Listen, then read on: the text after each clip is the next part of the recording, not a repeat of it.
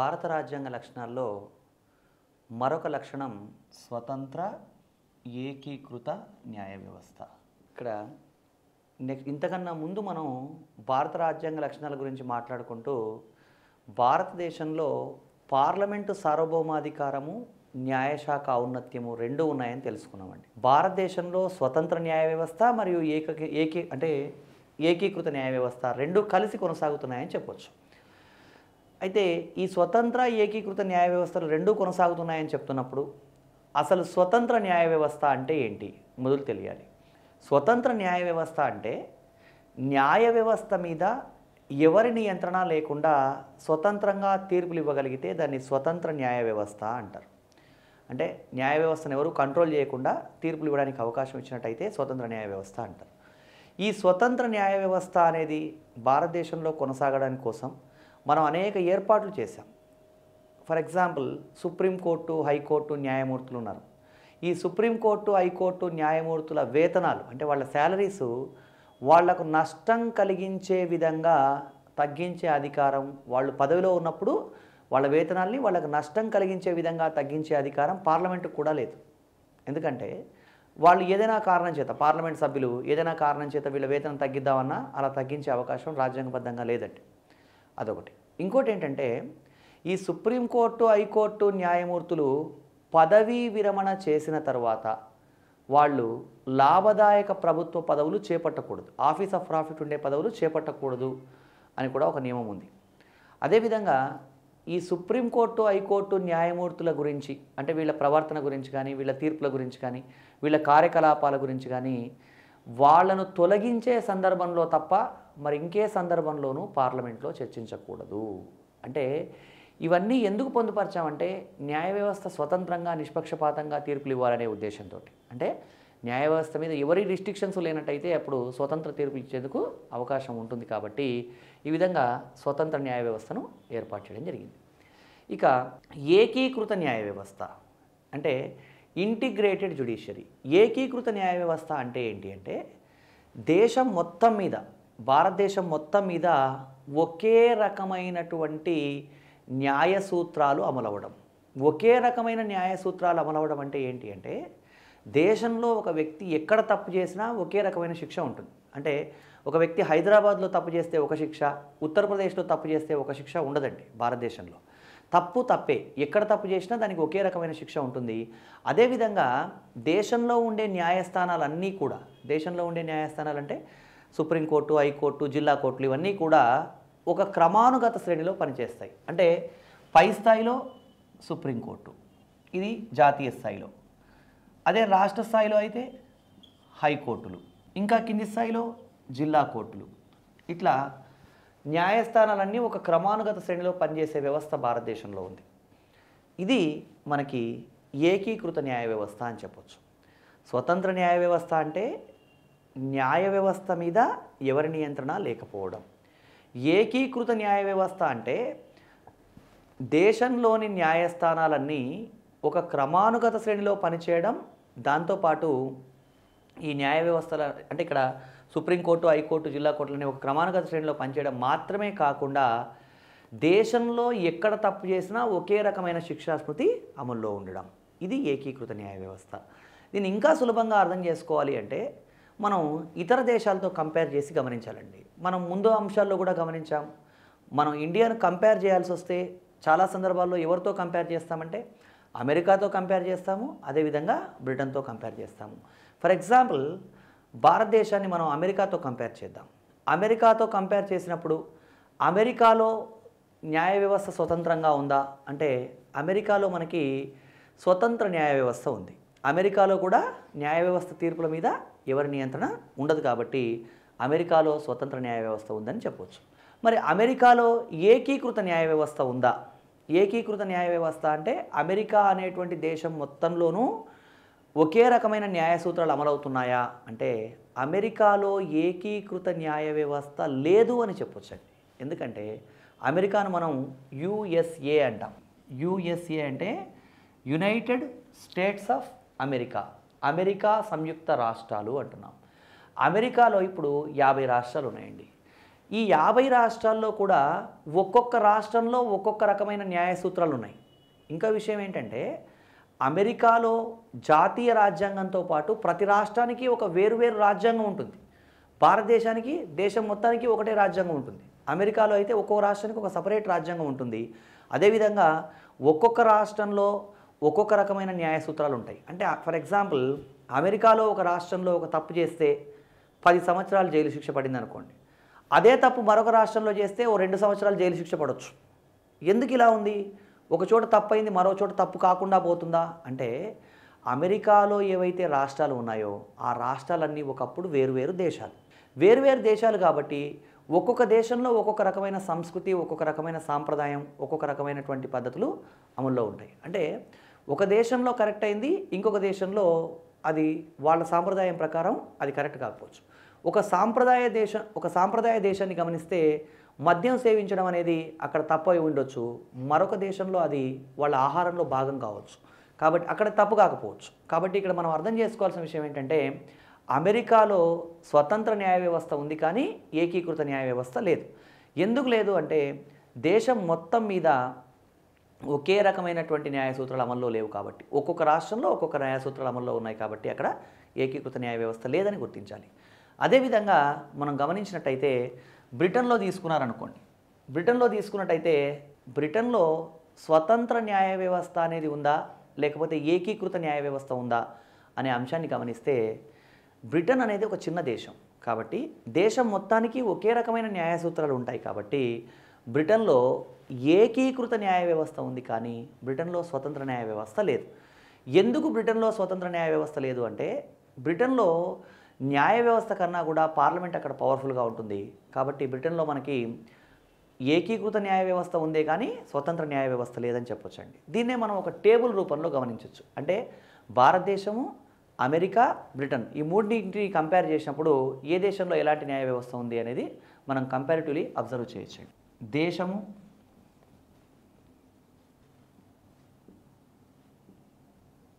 స్వతంత్ర న్యాయ వ్యవస్థ, ఏకీకృత న్యాయ వ్యవస్థ, ఇండిపెండెంట్ జ్యుడిషియరీ, స్వతంత్ర న్యాయ వ్యవస్థ, ఇంటిగ్రేటెడ్ జ్యుడిషియరీ, ఏకీకృత న్యాయ వ్యవస్థ అని చెప్పొచ్చు.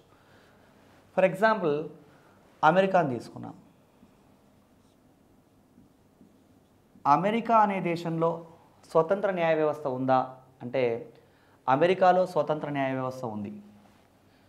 అమెరికాలో ఏకీకృత న్యాయ వ్యవస్థ ఉందా అంటే ఒక్కొక్క రాష్ట్రంలో ఒక్కొక్క రకమైన న్యాయ సూత్రాలు ఉంటాయి కాబట్టి అక్కడ ఏకీకృత న్యాయ వ్యవస్థ లేదు. అదే బ్రిటన్లో తీసుకున్నాం.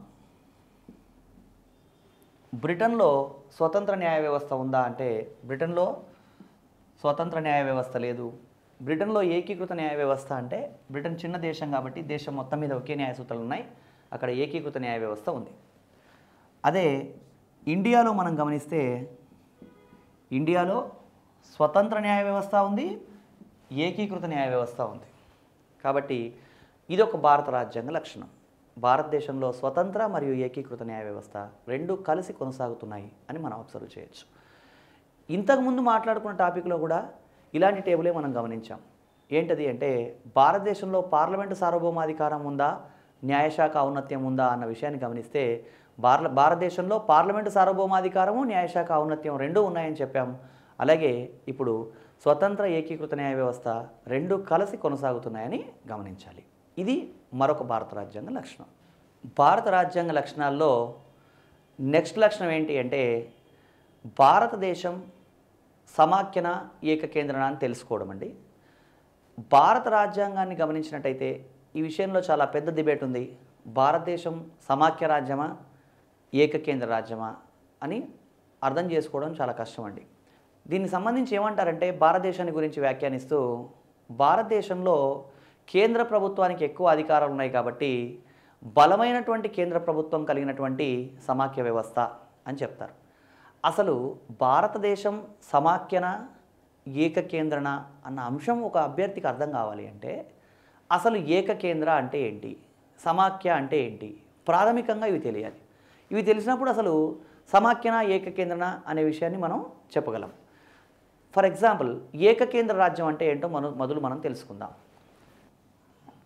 ఏకకేంద్ర యూనిటరీ స్టేట్ అంటే ఏంటి అంటే దేశం మొత్తానికి ఒకటే ప్రభుత్వం ఉంటే దాన్ని ఏకకేంద్ర రాజ్యం అంటారు. అంటే దేశంలో ఒకే ప్రభుత్వం ఉంటే దాన్ని ఏకకేంద్ర అంటారండి. అలా కాకుండా ఎక్కడైతే కేంద్ర స్థాయిలో ఒక ప్రభుత్వము, రాష్ట్ర స్థాయిలో ఒక ప్రభుత్వము ఉంటే దాన్ని సమాఖ్య అంటారు. కేంద్రంలో ఒక ప్రభుత్వం, రాష్ట్రంలో ఒక ప్రభుత్వం అంటే కేంద్రంలో ఒక పొలిటికల్ పార్టీ, రాష్ట్రంలో ఒక పొలిటికల్ పార్టీ అని కాదు. కేంద్రంలో ఒక కేంద్ర ప్రభుత్వము, రాష్ట్ర స్థాయిలో రాష్ట్ర ప్రభుత్వాలు ఉంటే దాన్ని సమాఖ్య అంటారు. అసలు ఈ సమాఖ్య ఎలా ఏర్పడుతుంది అనే విషయం కూడా మనం తెలుసుకోవాలండి. సమాఖ్య రెండు రకాలండి. ఆ రెండు రకాలు ఏంటో మనం పరిశీలిద్దాం.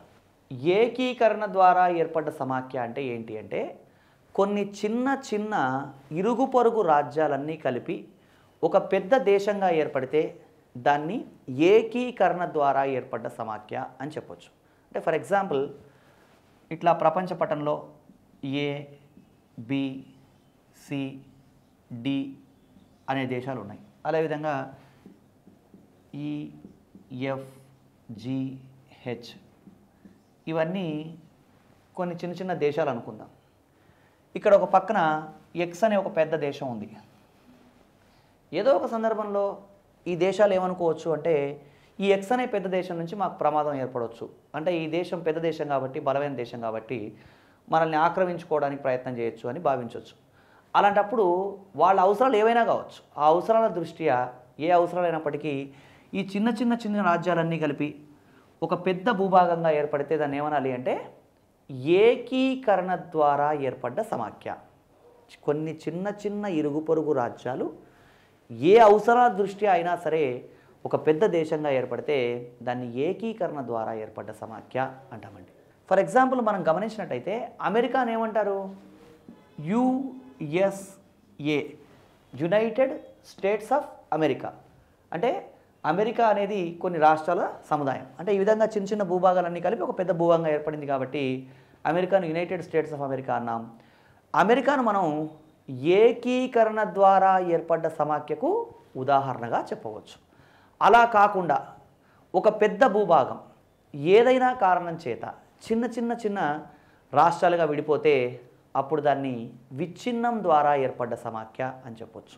అంటే ఏవైనా అడ్మినిస్ట్రేటివ్ కాజెస్ కావచ్చు, మరి ఏవైనా ఇతర కారణాలు కావచ్చు. ఏ కారణాల వలనైనా సరే ఒక పెద్ద భూభాగం అంటే ఒక ఏ అనే పెద్ద దేశం చిన్న చిన్న భాగాలుగా విడిపోయింది అనుకోండి. అంటే అది మళ్ళీ దేశాలుగా కాదండి, రాష్ట్రాలుగా. అలా ఒక పెద్ద భూభాగం కొన్ని చిన్న చిన్న భాగాలుగా విడిపోయినప్పుడు అవన్నీ ఒకే ప్రాంతంలో అలాగే కొనసాగుతూ ఉన్నప్పుడు దాన్ని మనం విచ్ఛిన్నం ద్వారా ఏర్పడ్డ సమాఖ్య అని చెప్పొచ్చు. ఏకీకరణ ద్వారా ఏర్పడ్డ సమాఖ్యకు ఉదాహరణ అమెరికా అయితే విచ్ఛిన్నం ద్వారా ఏర్పడ్డ సమాఖ్యకు ఉదాహరణ కెనడా అని చెప్పొచ్చు. ఎగ్జామినేషన్లో ఈ ప్రశ్న అడగడానికి అవకాశం ఉంది. భారత సమాఖ్యకు ఆధారం ఏంటి అంటే మనం భారత సమాఖ్యకు ఆధారం అమెరికా సమాఖ్య అని చెప్పకూడదండి. భారత సమాఖ్యకు ఆధారం ఏది అంటే కెనడా సమాఖ్య అని చెప్పాలి. ఇంకా చెప్పాలి అంటే భారత సమాఖ్యకు ఆధారం ఏంటంటే 1935 భారత ప్రభుత్వ చట్టం మరియు కెనడా సమాఖ్య, ఈ రెండు కూడా భారత సమాఖ్యకు ఆధారమని చెప్పవచ్చు. ఇక్కడ రెండు అంశాలు తెలుసుకున్నాం. సమాఖ్యలో రెండు రకాలు ఉంటాయని, ఒకటి ఏకీకరణ ద్వారా, రెండవది విచ్ఛిన్నం ద్వారా అనే విషయం తెలుసుకున్నాం. సరే, ఈ విషయాలు క్లియర్ అయిన తర్వాత అసలు భారతదేశం పరిస్థితి ఏంటి? భారతదేశం అసలు సమాఖ్యన లేదా ఏకకేంద్రన లేదా ఏకీకరణ ద్వారా ఏర్పడ్డ సమాఖ్యన లేదా విచ్ఛిన్నం ద్వారా ఏర్పడ్డ సమాఖ్యన అన్న విషయాన్ని మనం ఇప్పుడు మళ్ళీ పరిశీలిద్దాం. 1935 వరకు భారతదేశం ఒక ఏకకేంద్ర రాజ్యం అండి. 1935 వరకు భారతదేశం ఒక ఏకకేంద్ర రాజ్యం అంటే భారతదేశం మొత్తం ఒక పెద్ద భూభాగంగా ఉండింది. అయితే 1935లో ఏం చేశారు అంటే భారత ప్రభుత్వ చట్టం 1935 ఇండియన్ గవర్నమెంట్ యాక్ట్ 1935 అని ఒక చట్టం చేశారు. ఆ చట్టం 1937 నుంచి అమల్లోకి వచ్చింది. 1937 నుంచి అమల్లోకి వచ్చింది. అయితే 1935 భారత ప్రభుత్వ చట్టం చేసి ఏం చేశారు అంటే ఒక ఏకకేంద్ర దేశంగా ఉన్నటువంటి భారతదేశాన్ని సమాఖ్యగా మార్చారు. 1937 నుంచి భారతదేశం ఎలా మారింది అంటే ఏకకేంద్ర రాజ్యంగా ఉన్నటువంటి దేశం సమాఖ్యగా మారింది. అట్లా 1937 నుంచి 1950 వరకు భారతదేశం ఎలా కొనసాగింది అంటే సమాఖ్యగానే కొనసాగింది. అంటే దీన్ని బట్టి మనం ఏమర్థం చేసుకోవాలి అంటే 1935 భారత ప్రభుత్వ చట్టం అమల్లోకి రావడానికి పూర్వం వరకు భారతదేశం ఒక ఏకకేంద్ర రాజ్యం. 1937 భారత ప్రభుత్వ చట్టం అమల్లోకి వచ్చినప్పటి నుంచి, అంటే 1935 ప్రభుత్వ చట్టం 1937 నుంచి అమల్లోకి వచ్చింది. అది అమల్లోకి వచ్చినప్పటి నుంచి భారతదేశం సమాఖ్యగా మారింది. అలా ఎప్పటిదాకా సమాఖ్యగా కొనసాగింది అంటే 1950 వరకు భారతదేశం సమాఖ్యగానే కొనసాగింది. అయితే 1950లో 1950లో భారత రాజ్యాంగం అమల్లోకి వచ్చింది. 1950లో భారత రాజ్యాంగం అమల్లోకి వచ్చిన తర్వాత రాజ్యాంగంలోని ఆర్టికల్ 1లో భారతదేశం రాష్ట్రాల సముదాయం, India is a union of states అని రాజ్యాంగంలో ఉన్నటువంటి 1వ నిబంధనలో ఆర్టికల్ 1లో యూనియన్ ఆఫ్ స్టేట్స్ అని పొందుపరచడం జరిగింది. ఈ సమాచారం ఆధారంగా మనం భారతదేశం ఏకకేంద్రన సమాఖ్యన అన్న ప్రశ్నకు సమాధానం చెప్పవచ్చండి. భారతదేశం ఏకకేంద్రన సమాఖ్యన అన్నప్పుడు కొంతమంది అర్ధ సమాఖ్య అని, లేదా కొంతమంది బలమైన కేంద్ర ప్రభుత్వం గల సమాఖ్య అని, లేదా ఇలా అనేక రకాల సమాచారం చెప్తూ ఉంటారు. కానీ రాజ్యాంగబద్ధంగా మనం గమనించినట్టయితే భారతదేశం ఇప్పుడు ఏకకేంద్రన సమాఖ్యన అంటే ఆర్టికల్ 1 ప్రకారం యూనియన్ ఆఫ్ స్టేట్స్ అని చెప్పొచ్చు. అంటే ఇప్పుడు ఫర్ ఎగ్జాంపుల్ ఈ మార్కర్ చూపించి ఇది ఒక చాక్లెట్టా బిస్కెట్టా అని కనుక ఒక అభ్యర్థిని అడిగినట్టయితే ఇది చాక్లెట్ బిస్కెట్ అని చెప్పడు, మార్కర్ అనే చెప్తాడు. ఎందుకంటే ఇది వేరే ఒక చాక్లెట్ బిస్కెట్ కానిది కాబట్టి ఇక్కడ అర్థం చేసుకోవాల్సిన విషయం ఏంటంటే భారతదేశం ఏకకేంద్రన సమాఖ్యన అని అడిగినప్పుడు ఇక్కడ ఆర్టికల్ 1లో యూనియన్ ఆఫ్ స్టేట్స్ అనే పదం ఉంది కాబట్టి భారతదేశం యూనియన్ ఆఫ్ స్టేట్స్ లేదా రాష్ట్రాల సముదాయం అని చెప్పాలి. ఇవన్నీ కూడా అంటే అర్ధ సమాఖ్య, కేంద్రీకృత ధోరణులు కలిగిన సమాఖ్య, ఇవన్నీ కూడా భిన్నమైనటువంటి మేధావులు వ్యక్తం చేసినటువంటి అభిప్రాయాలండి. వాటి గురించి కూడా పరీక్షలో అడగడానికి అవకాశం ఉంది. ఆ స్టేట్మెంట్ ఇచ్చినప్పుడు అది ఎవరన్నారు అని అడిగినప్పుడు మనం ఆ సమాధానం చెప్పాలి. ఇప్పుడు గుర్తుంచుకోవాల్సిన విషయం ఏంటంటే India is A union of states, భారతదేశం ప్రస్తుతం రాష్ట్రాల సముదాయం అని చెప్పొచ్చు. అసలు ఇంత కన్ఫ్యూజన్ ఎందుకు ఉండాలి? సమాఖ్య, ఏకకేంద్ర ఇట్లా స్పష్టంగా ఉండొచ్చు కదా, అలా కాకుండా రాష్ట్రాల యూనియన్ అని ఎందుకు రాయాల్సి వచ్చింది అని అంటే వాస్తవంగా ఏదైనా ఒక దేశం సమాఖ్య దేశంగా పరిగణించబడాలి అంటే అవశిష్ట అధికారాలు ఆ దేశంలో రాష్ట్రాలకు ఉండాలి.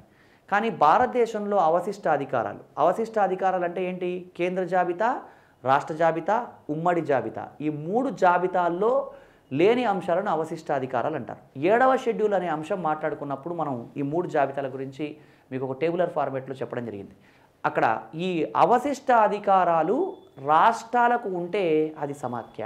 కానీ భారతదేశంలో అవశిష్ట అధికారాలు ఎవరికి ఉన్నాయి అంటే కేంద్రానికి ఉన్నాయి. కాబట్టి మనం ఇక్కడ భారతదేశాన్ని సమాఖ్య అని చెప్పడానికి అవకాశం లేదు. అసలు ఎందుకు సమాఖ్య అని చెప్పకూడదు?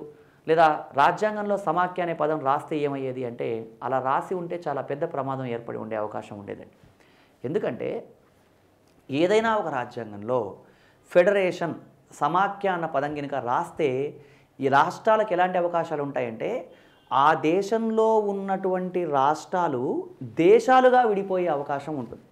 అంటే ఇప్పుడు ఆంధ్రప్రదేశ్, తెలంగాణ, ఉత్తరప్రదేశ్, మధ్యప్రదేశ్, జమ్మూ కాశ్మీర్ ఎవరికి వాళ్ళు ఏదైనా ఒక సందర్భంలో అంటే వాళ్ళ మనోభావాలు దెబ్బతినడం వలనో లేదా మరేదైనా ఇతర కారణం వలనో వాళ్ళు మేము ఒక దేశంగా విడిపోతామని కనుక విడిపోతే అప్పుడు ఏమవుతుంది అంటే భారతదేశం అంతా ఈరోజు మనం భారతదేశ చిత్రపటం ఏదైతే చూస్తున్నామో ఆ చిత్రపటం లేకుండా ముక్కలు అయిపోయే అవకాశం ఉండేది. ఆ భూభాగాల్ని కూడా ఇతర దేశాలు ఆక్రమించుకునే అవకాశం కూడా ఉండేది. అంటే ఫెడరేషన్ అనే ఒక పదం రాయడం వల్ల ఇంత ఇబ్బంది ఉంది. అంటే ఫెడరేషన్ అని రాస్తే ఏమవుతుంది? ఏ రాష్ట్రానికి ఆ రాష్ట్రం రాష్ట్రాలుగా కాదు దేశాలుగానే విడిపోయే అవకాశం ఉండేది.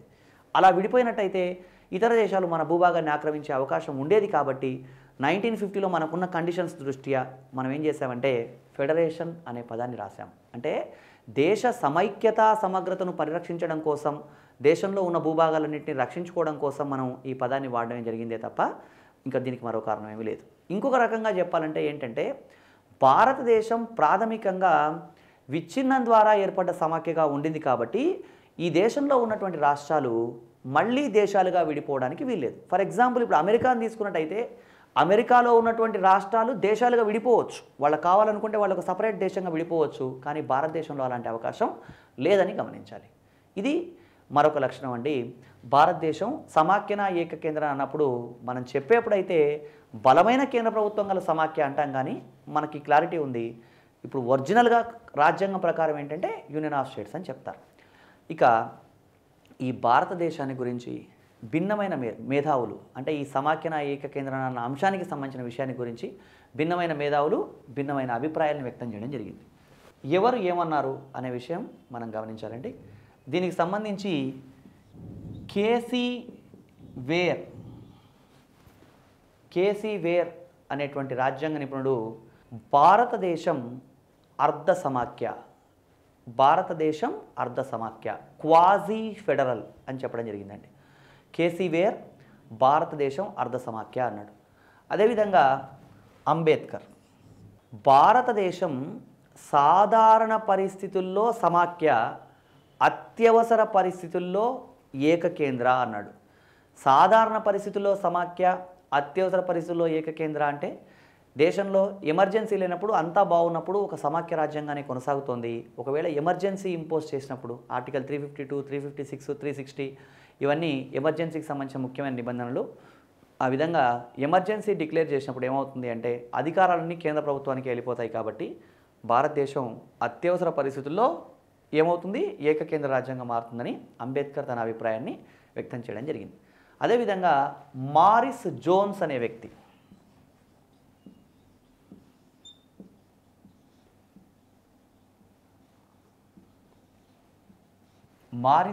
అనే నిపుణుడు ఏమన్నాడంటే భారతదేశం బేరమాడే సమాఖ్య, బార్గెనింగ్ ఫెడరేషన్ అన్నాడు. భారతదేశం బేరమాడే సమాఖ్య అన్న అభిప్రాయాన్ని వ్యక్తం చేసింది మారిస్ జోన్స్. అదేవిధంగా గ్రాన్విల్ ఆస్టిన్, ఇతను ఇటీవల మరణించినటువంటి నిపుణుడు అండి. గ్రాన్విల్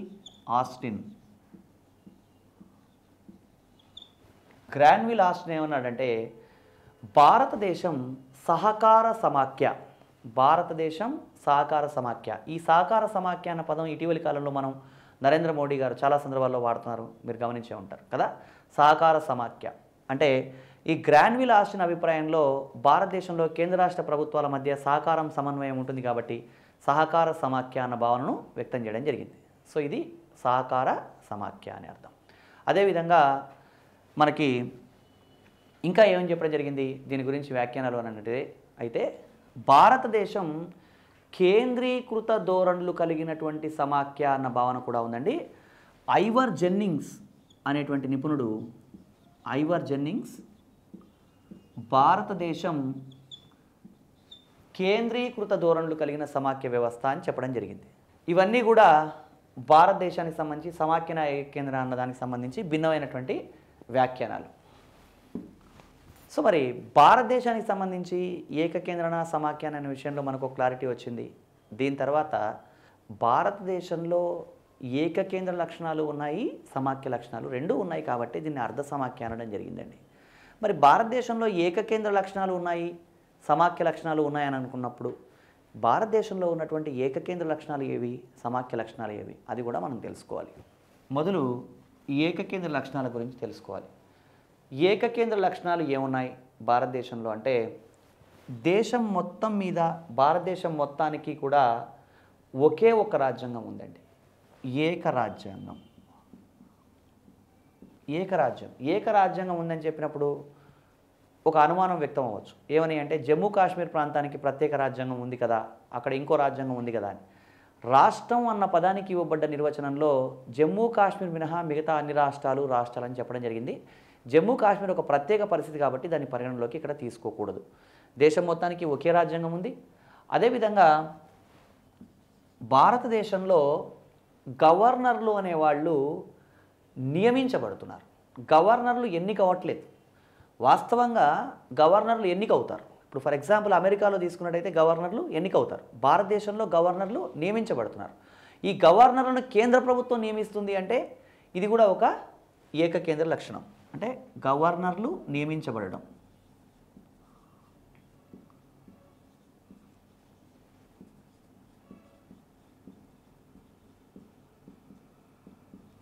గవర్నర్ నియమించబడడం ఏకకేంద్ర లక్షణం. అదేవిధంగా భారతదేశంలో అఖిల భారత సర్వీసులు ఉన్నాయి, ఆల్ ఇండియా సర్వీసెస్.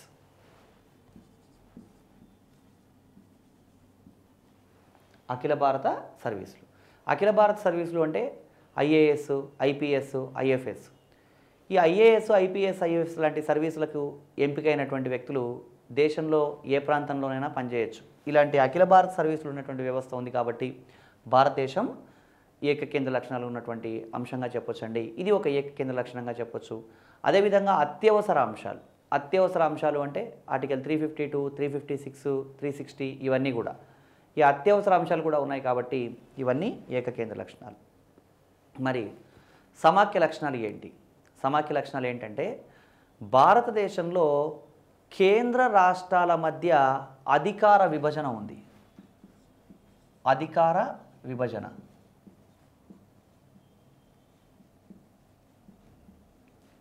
కేంద్ర రాష్ట్రాల మధ్య అధికార విభజన అంటే ఏంటి? కేంద్ర జాబితా, రాష్ట్ర జాబితా, ఉమ్మడి జాబితా అనేవి 7వ షెడ్యూల్లో మాట్లాడుకున్న అంశాలన్నీ కూడా. అంటే ఈ విధంగా అధికార విభజన ఉంది కాబట్టి భారతదేశంలో ఈ కేంద్ర రాష్ట్రాల మధ్య అధికార విభజన అనేది మరొక సమాఖ్య లక్షణంగా చెప్పొచ్చు. అదేవిధంగా ఈ సమాఖ్య లక్షణాలకు సంబంధించి ఇంకా మనం ఏం చెప్పొచ్చు భారతదేశానికి సంబంధించి అంటే భారతదేశంలో రాజ్యసభలో రాష్ట్రాల ప్రతినిధులు ఉంటారు. అంటే రాజ్యసభ రాష్ట్రాల ప్రతినిధుల సభగా ఉండడం. రాజ్యసభ రాష్ట్రాల ప్రతినిధుల సభ. రాజ్యసభ రాష్ట్రాల ప్రతినిధుల సభగా ఉండడం కూడా ఒక సమాఖ్య లక్షణం అని చెప్పొచ్చు. అదేవిధంగా ఇంకా ఏంటి అంటే భారతదేశంలో ఇతరేతర సంబంధాలు మనం గమనించినట్టయితే కేంద్ర రాష్ట్రాల మధ్య శాసన సంబంధాలు, ఆర్థిక సంబంధాలు, పాలనా సంబంధాలు ఇలాంటివన్నీ కూడా ఉన్నాయి. ఇవన్నీ కూడా మనం సమాఖ్య లక్షణంగానే భావించవచ్చు. అంటే భారతదేశంలో ఏకకేంద్ర లక్షణాలు ఉన్నాయి, అదేవిధంగా సమాఖ్య లక్షణాలు కూడా ఉన్నాయని చెప్పొచ్చండి. సో ఏకకేంద్ర సమాఖ్య లక్షణాలు రెండూ కొనసాగడం వలనే భారత రాజ్యాంగానికి సంబంధించి మనం అర్ధ సమాఖ్య అన్న భావనను వ్యక్తం చేయడం జరుగుతుంది. సో ఇది భారతదేశం ఏకకేంద్రన సమాఖ్యన అన్న అంశానికి సంబంధించిన పూర్తి సమాచారం. భారత రాజ్యాంగ లక్షణాల్లో మరొక లక్షణం ఏక పౌరసత్వం. ఏక పౌరసత్వం. ఈ ఏక పౌరసత్వం అన్న అంశాన్ని మనం బ్రిటన్ నుంచి గ్రహించడం జరిగిందండి. బ్రిటన్ దేశంలో పౌరులకి ఏక పౌరసత్వం ఉంటుంది. అదేవిధంగా మనం కూడా ఏక పౌరసత్వం అనేటువంటి అంశాన్ని తీసుకున్నాం. ఏక పౌరసత్వం అంటే ఏంటి అంటే దేశంలో ఉండే పౌరులందరికీ ఒకే ఒక్క పౌరసత్వం ఉంటుంది. జమ్మూ కాశ్మీర్ విషయం ఎప్పుడైనా మినహాయింపే, దాన్ని లెక్కలోకి తీసుకోకూడదు. ఇప్పుడు ఫర్ ఎగ్జాంపుల్ నేషనాలిటీ అనే కాలం ఉందనుకోండి. నేషనాలిటీ అనే కాలం మనం ఏదైనా ఒక ఫామ్ ఫిలప్ చేసేప్పుడు నేషనాలిటీ అనే కాలంలో ఇండియన్ అని రాస్తాం అంతే. అంతేగాని ఇండియను పలానా స్టేటు పలానా జిల్లా అని రాయం. ఎందుకంటే భారతదేశంలో ఉండే పౌరులందరికీ కూడా ఒకే పౌరసత్వం ఉంటుంది కాబట్టి ఈ ఏక పౌరసత్వం అనే అంశాన్ని మనం బ్రిటన్ నుంచి తీసుకున్నాం కాబట్టి ఈ విధంగా కొనసాగుతుంది. మరి భారతదేశంలో ఎందుకు మనకి రెండు పౌరసత్వాలు లేవు అంటే జాతీయ స్థాయిలో ఒక పౌరసత్వం, రాష్ట్ర స్థాయిలో ఒక పౌరసత్వం ఎందుకు మనం పెట్టుకోలేదు అంటే అప్పుడు భారత రాజ్యాంగం అమల్లోకి వచ్చినప్పుడు మనం ఏమనుకున్నామంటే దేశంలో సమైక్యత సమగ్రతను పెంపొందించాలి అనే ఉద్దేశంతో ఏక పౌరసత్వ భావననే కొనసాగించాం. అంటే అమెరికాలో తీసుకున్నట్టయితే అమెరికాలో పౌరులకు రాష్ట్ర పౌరసత్వం ఒకటి ఉంటుంది, కేంద్ర పౌరసత్వం కూడా ఒకటి ఉంటుంది. వాళ్ళకి రెండు పౌరసత్వాలు ఉంటాయి. భారతదేశంలో ఏక పౌరసత్వం ఉంటుంది, బ్రిటన్లో కూడా ఏక పౌరసత్వం ఉంటుందండి. సో దీన్ని కూడా మనం ఒక టేబులర్ ఫార్మేట్లో గమనించవచ్చు. పౌరసత్వం తీసుకున్నట్టయితే పౌరసత్వం అనే అంశాన్ని మనం గమనిస్తే ఇక్కడ దీంట్లో ఒక 3 కాలమ్స్ వేసి దేశము, ఏక, ద్వంద్వ ఇట్లా గమనించినట్టయితే మనకి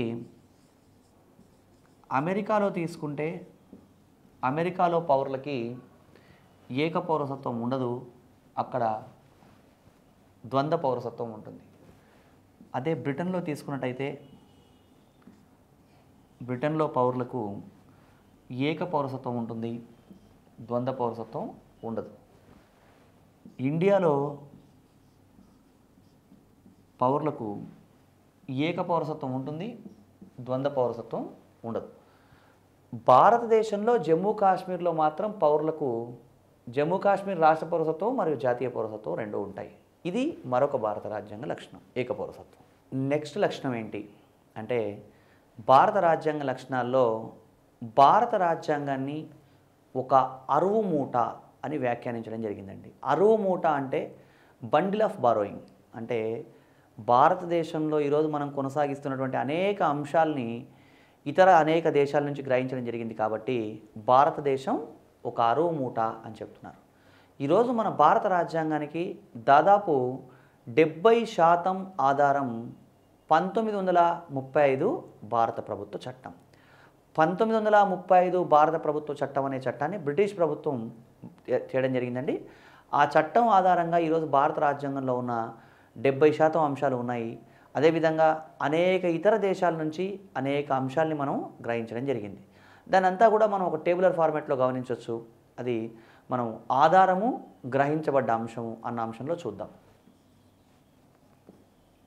ఆధారము, గ్రహించబడ్డ అంశాలు. 1935 భారత ప్రభుత్వ చట్టం, ఇది ఆధారం అండి. 1935 భారత ప్రభుత్వ చట్టం నుంచి ఏ ఏ అంశాలు గ్రహించాం మనం అంటే, ఈరోజు భారతదేశంలో ఉన్నటువంటి అనేక అంశాలు ఈ చట్టం ద్వారానే, అసలు దాదాపు 70% రాజ్యాంగం అని చెప్పాం కాబట్టి చాలా అంశాలు మనం గ్రహించామని చెప్పొచ్చు. ఈరోజు భారతదేశంలో ఉన్నటువంటి సమాఖ్య తరహా విధానం,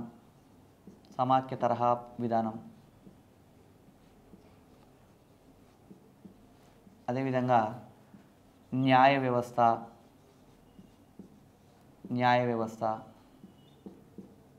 అదేవిధంగా పబ్లిక్ సర్వీస్ కమిషన్లు,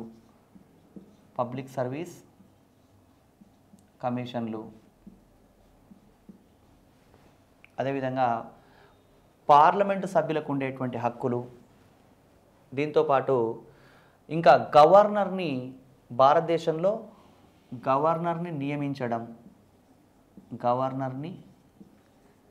నియమించడం అనే అంశం. ఇట్లా అనేక అంశాలు మనం ఈ 1935 భారత ప్రభుత్వ చట్టం నుంచే గ్రహించడం జరిగింది. తర్వాత ఒక్కొక్క దేశం నుంచి కొన్ని అంశాలు గ్రహించాం. దాంట్లో మనం నెక్స్ట్ అమెరికా నుంచి గ్రహించబడ్డ ముఖ్యమైన అంశాలు తెలుసుకుందాం. అమెరికా నుంచి గ్రహించబడ్డ అంశాలు ఏంటి అంటే, దాంట్లో ముఖ్యమైన అంశాలు ప్రాథమిక హక్కులు, ఫండమెంటల్ రైట్స్. ప్రాథమిక హక్కులు అమెరికా నుంచే తీసుకున్నాం. అదేవిధంగా రాష్ట్రపతిపై మహాభియోగ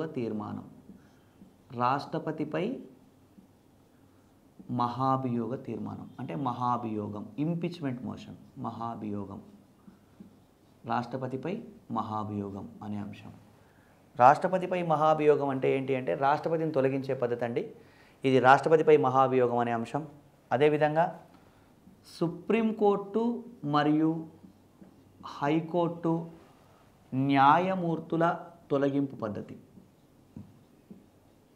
న్యాయమూర్తుల తొలగింపు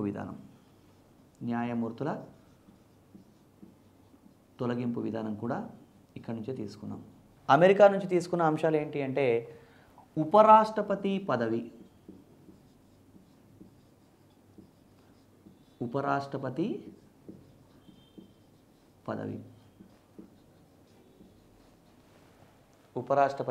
అనే అంశాన్ని కూడా అమెరికా నుంచే తీసుకున్నాం.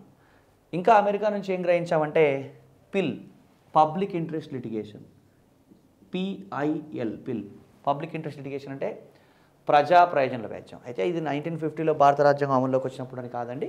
సో తర్వాతి కాలంలో అమెరికా నుంచి మనం ఈ అంశాన్ని గ్రహించడం జరిగింది.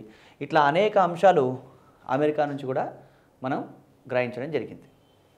నెక్స్ట్ అమెరికా తర్వాత బ్రిటన్ నుంచి ఏం గ్రహించాం? పార్లమెంటరీ తరహా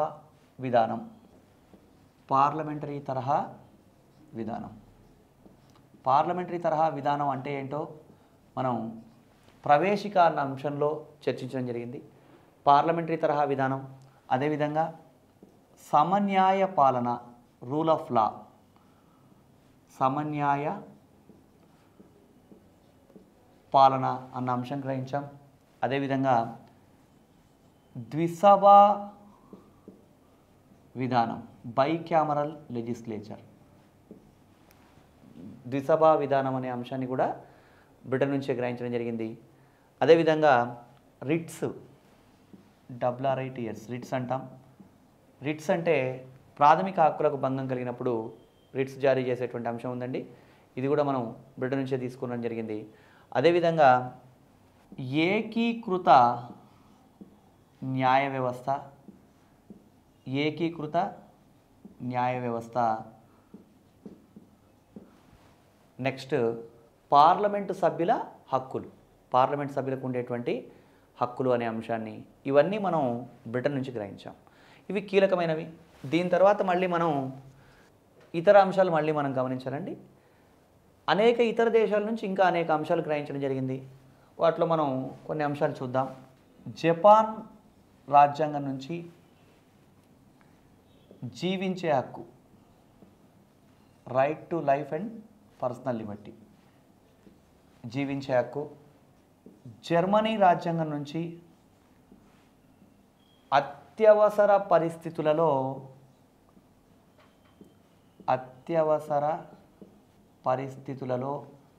ప్రాథమిక హక్కులు సస్పెండ్ అవుతాయి అన్న అంశం. అదేవిధంగా ఆస్ట్రేలియా ఉమ్మడి జాబితా అంతర్రాష్ట్ర వ్యాపార స్వేచ్ఛ. కెనడా రాజ్యాంగం బలమైన కేంద్ర ప్రభుత్వం గల సమాఖ్య వ్యవస్థ, గవర్నర్ల నియామక వ్యవస్థ కూడా, గవర్నర్ వ్యవస్థ అన్న అంశం కూడా కెనడా నుంచే గ్రహించడం జరిగింది. రష్యా లేదా యుఎస్ఎస్ఆర్ నుంచి ప్రాథమిక విధులు, ఫండమెంటల్ డ్యూటీస్. ఫ్రాన్స్ స్వేచ్ఛ, సమానత్వం, సౌభ్రాతృత్వం. ఫ్రాన్స్ నుంచే గ్రహించబడ్డ మరొక అంశం ఏంటంటే గణతంత్రం కూడా. సో ఇట్లా ఒక్కొక్క దేశం నుంచి ఒక్కొక్క అంశం గ్రహించడం జరిగింది. దక్షిణాఫ్రికా రాజ్యాంగం నుంచి రాజ్యాంగ సవరణ పద్ధతి,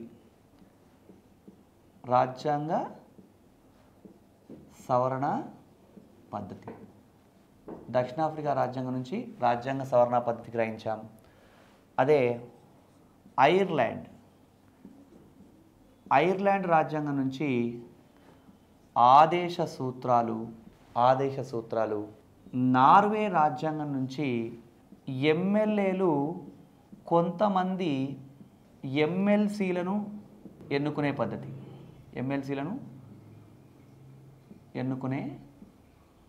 పద్ధతి అనే అంశాన్ని గ్రహించడం జరిగింది. అంటే విధానసభ సభ్యులు కొంతమంది విధాన పరిషత్ సభ్యుల్ని, అంటే ప్రస్తుతం మనకి ఆంధ్రప్రదేశ్ తెలంగాణ రాష్ట్రాల్లో గమనించినట్టయితే విధానసభలో ఉండే ఎమ్మెల్యేలు 1/3 మంది ఎమ్మెల్సీలను ఎన్నుకోవడం జరుగుతుంది. ఈ పద్ధతికి ఆధారం ఏది అంటే నార్వే రాజ్యాంగం. ఇట్లా ప్రపంచంలో ఉండే అనేక రాజ్యాంగాల నుంచి అనేక అంశాలు మనం గ్రహించడం జరిగిందండి. అందుకే భారత రాజ్యాంగాన్ని అరవమూట అంటారు. మరి నిజంగా భారత రాజ్యాంగం ఒక అరవమూటేనా అంటే చూడండి, 1935 భారత ప్రభుత్వ చట్టం నుంచి 70% అంశాలు తీసుకున్నాం అనుకున్నాం. ఇట్లా అన్ని దేశాలన్నీ రాసి ఎక్కడెక్కడి నుంచి ఏం గ్రహించామో ఒక పెద్ద జాబితా తయారు చేసుకున్నాం. ఇట్లా అనేక దేశాల నుంచి అనేక అంశాలు గ్రహించడం జరిగింది. కాబట్టి భారత రాజ్యాంగం ఒక అరువుమూట అని విమర్శకుల అభిప్రాయం. నిజంగా ఇది ఒక అరువుమూటనైనా అంటే దీన్ని కొంచెం మనం జాగ్రత్తగా అర్థం చేసుకోవాలి. ప్రపంచంలో అనేక దేశాల నుంచి అనేక అంశాలు గ్రహించిన మాట వాస్తవం. ఎందుకంటే ఈ దేశాలన్నీ మనకన్నా ముందు స్వాతంత్రం పొందిన దేశాలు కాబట్టి వాళ్ళకి ఆల్రెడీ ఒక అనుభవం ఉంది. కాబట్టి వాళ్ళు ఇక్కడ ఉదారవాద విధానాలను అనుసరించడం వల్ల ఈ అంశాలన్నీ కూడా వాళ్ళు అభివృద్ధి చేశారు. అదేవిధంగా భారతదేశంలో ఉండేటువంటి భారత రాజ్యాంగ పరిషత్లో ఉండేటువంటి అప్పటి మేధావులందరూ కూడా విదేశీ విద్యను అభ్యసించి ఉండడం వల్ల, దాంతోపాటు ప్రపంచంలోనే ఉండే అనేక విషయాల పట్ల అవగాహన ఉండడం వల్ల ఈ అంశాలన్నీ భారత రాజ్యాంగంలో మనం పొందుపరుచుకుంటూ ఇవన్నీ తీసుకోవడం జరిగింది. అయితే ఇక్కడ జాగ్రత్తగా అర్థం చేసుకోవాల్సిన విషయం ఏంటంటే ఇవన్నీ యథాతథంగా తీసుకొచ్చి ఇక్కడ పడ్డ అంశాలు అయితే కాదండి. అంటే అది కట్ కాపీ పేస్ట్ కాదు, అక్కడ నుంచి తీసుకొచ్చి ఇక్కడ పెట్టిన అంశాలు కాదు. అలా సాధ్యం కాదు. ఎందుకంటే ఇప్పుడు ఫర్ ఎగ్జాంపుల్ అమెరికా నుంచి మనం ప్రాథమిక హక్కులు గ్రహించాం అన్నాం. అమెరికా నుంచి ప్రాథమిక హక్కులు గ్రహించామంటే అమెరికన్ పౌరులకు లభించే ప్రాథమిక హక్కుల కన్నా కూడా భారత పౌరులకు లభించే ప్రాథమిక హక్కులు చాలా విస్తారమైనవి కంపారిటివ్లీ మనం గమనిస్తే. అదేవిధంగా మనం బ్రిటన్ నుంచి పార్లమెంటరీ తరహా విధానం తీసుకున్నామని చెప్పాం. బ్రిటన్లో ఉండేటువంటి పార్లమెంటరీ తరహా విధానానికి భారతదేశంలో ఉండే పార్లమెంటరీ తరహా విధానానికి కొన్ని తేడాలు మనం గమనించవచ్చు. బ్రిటన్లో పార్లమెంట్ అపరిమితమైనటువంటి అధికారాలు కలిగి ఉంటుంది. భారతదేశంలో పార్లమెంట్ మీద కొన్ని పరిమితులు ఉంటాయి. కాబట్టి ఇవన్నీ యథాతథంగా అక్కడి నుంచి తీసుకున్నవి కాదని అభ్యర్థులు గమనించాలి. కాకపోతే అనేక అంశాలు తీసుకోవడం వల్ల దీన్ని అరువుమూట అన్న వ్యాఖ్యానం చేయడం జరుగుతుంది. ఇంకా భారత రాజ్యాంగ లక్షణాలు ఏమున్నాయి, ఇంకా ఏమన్నా ఉన్నాయా అంటే, భారత రాజ్యాంగ లక్షణాల్లో భాగంగా మనం ఇప్పటిదాకా ఏ అంశాలు గ్రహించామంటే, భారత రాజ్యాంగం సుదీర్ఘ లిఖిత రాజ్యాంగం అనే అంశం చూసాం. అదేవిధంగా మరొక లక్షణంగా పార్లమెంటరీ తరహా ప్రభుత్వం అన్నాం. నెక్స్ట్ లక్షణం పార్లమెంటరీ తరహా ప్రభుత్వం మరియు న్యాయశాఖ ఔన్నత్యం రెండు చూసామండి. అదేవిధంగా దీంట్లోనే స్వతంత్ర న్యాయ వ్యవస్థ, ఏకీకృత న్యాయ వ్యవస్థ అన్న అంశాన్ని గమనించడం జరిగింది. భారతదేశం సమాఖ్యన ఏకకేంద్రన అనే అంశాన్ని గమనిస్తూ బలమైన సమాఖ్య వ్యవస్థ, బలమైనటువంటి కేంద్ర ప్రభుత్వం కలిగినటువంటి దేశం అని తెలుసుకున్నాం. అదేవిధంగా ఏకపౌరసత్వం, ఇంకా భారత రాజ్యాంగం అరువుమూట అనే అంశాలు చూసాం. ఇవేనా భారత రాజ్యాంగ లక్షణాలు? ఇంకా ఏమన్నా ఉన్నాయంటే ఇంకా కొన్ని ఇతర లక్షణాలు కూడా ఉన్నాయి. భారత రాజ్యాంగ లక్షణాల్లోనే మనం ప్రాథమిక హక్కులు, ఆదేశ సూత్రాలు, ప్రాథమిక విధులు ఇవి కూడా భారత రాజ్యాంగ లక్షణాల్లో చెప్పొచ్చు. కాకపోతే ఈ టాపిక్స్ అన్నీ కూడా మనం ఒక సపరేట్ టాపిక్స్గా చదువుకుంటాం కాబట్టి ఇక్కడ మళ్ళీ చెప్పాల్సిన అవసరం లేదు. అదేవిధంగా మనకి లౌకిక తత్వం, సార్వజనీన వయోజన ఓటు హక్కు, అదేవిధంగా రాజ్యాంగ సవరణ పద్ధతి ఇవన్నీ కూడా భారత రాజ్యాంగ లక్షణాలే చెప్పొచ్చు. ఇది ఓవరాల్గా భారత రాజ్యాంగ లక్షణాలు అన్న మొత్తం టాపిక్ అండి.